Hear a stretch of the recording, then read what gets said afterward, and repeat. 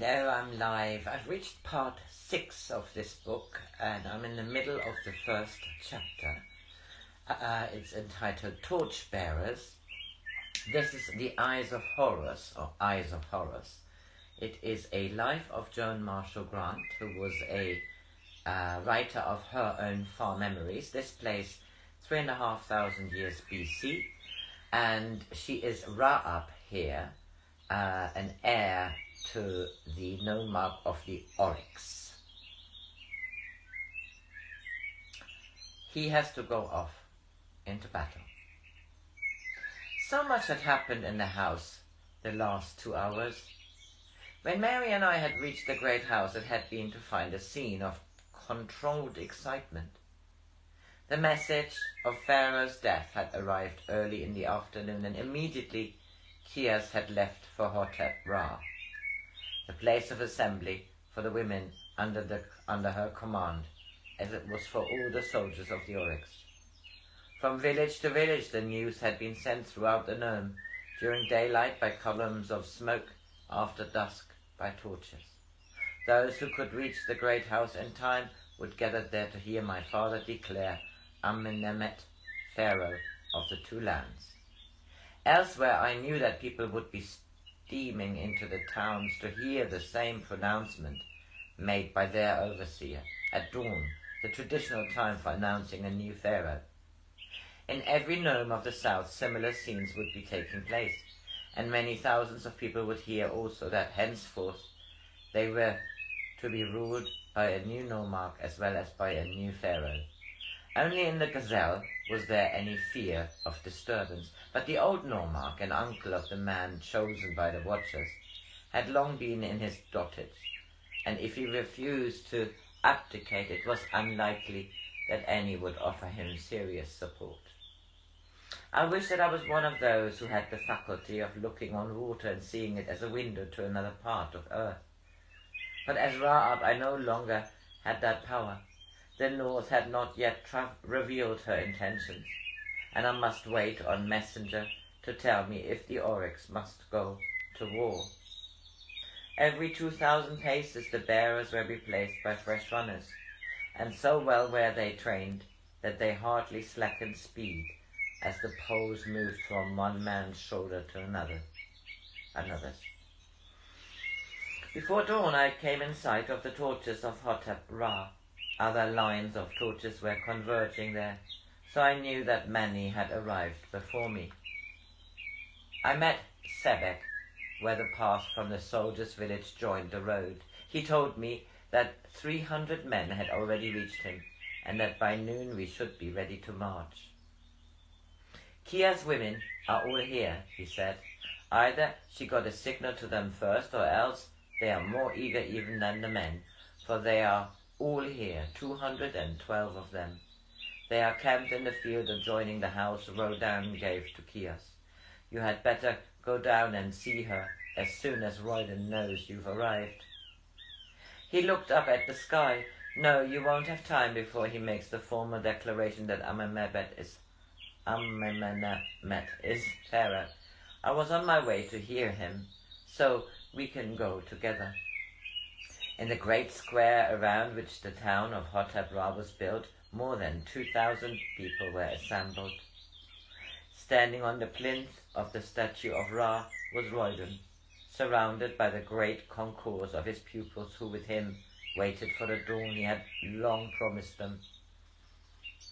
Light flooded up from the eastern cliffs, and the watchers saw Ra, in whose name they asked for power, ascending into his majesty.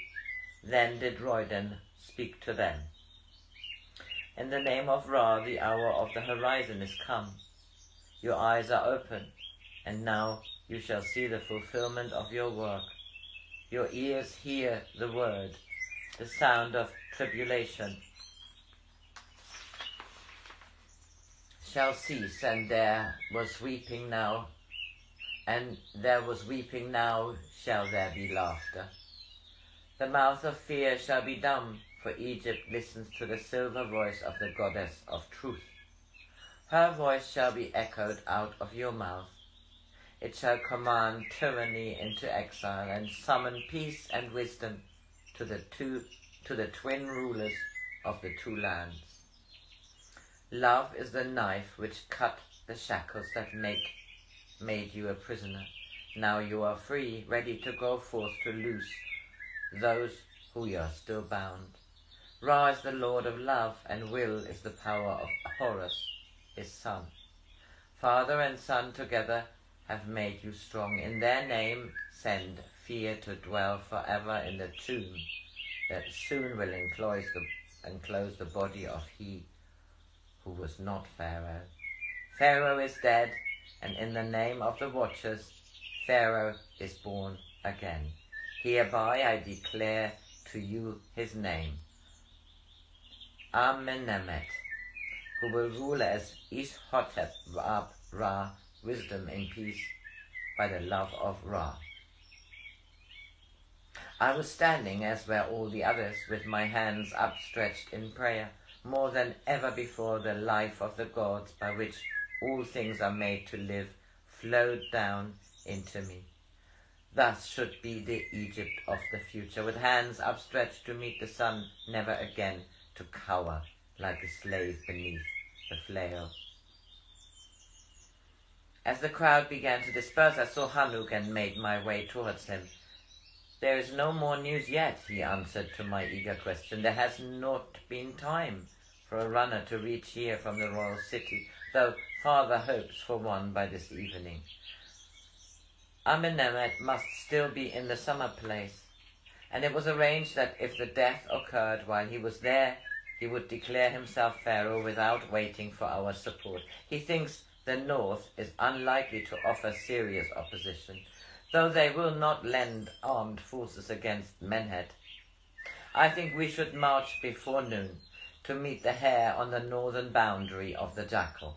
We must not enter the royal nome until we hear what Menhet intends to do. Suddenly I realized that now I was the jackal. You are a nomad now, I said. Why are you here instead of your chief city? I can depend on the loyalty of the old nomarch's son. I was afraid he might feel bitter towards us, but he wants to join the Watchers and says he is glad not to have spent his life patiently administering our laws. Last time I saw him, he was busy on the plans for a new aqueduct and had little thought for anything else. He appreciates my trusting him to declare me nomarch when he gives out the news of the royal death to the people. His father was willing to let the succession pass to me, and has been impatient to abdicate for some time. I knew that Hanuk would have been in the nome which now belonged to him, had it been necessary, but I also knew that only the wish to be with Chios would have kept him away. I wanted to see her and found her busily engaged in apportioning loads among the women. She was saying, I know that 10 javelins are not so heavy as 50 arrows, but they are more unwieldy to carry, and so I consider that a fair division.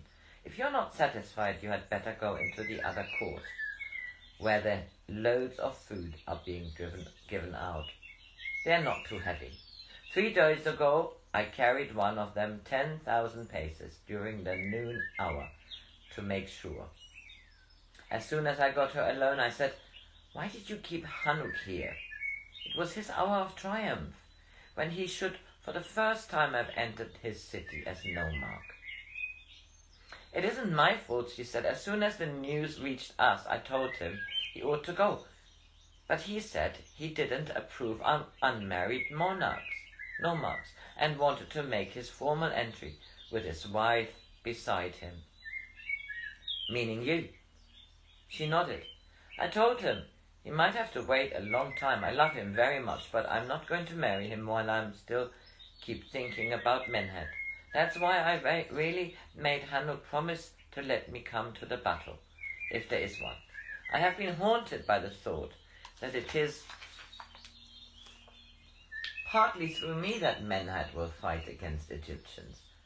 Though, since I've seen Amenemhet, I know he is the right man to be our pharaoh.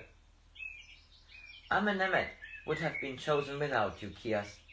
What you told Rodan only made the choice still clearer.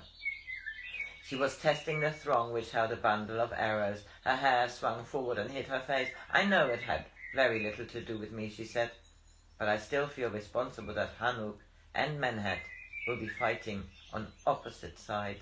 That's why I want to be there, so I have to be sure of my heart. And what if Menhet doesn't fight? I'm praying for that. Then I should know he hasn't even the kind of courage I loved him for.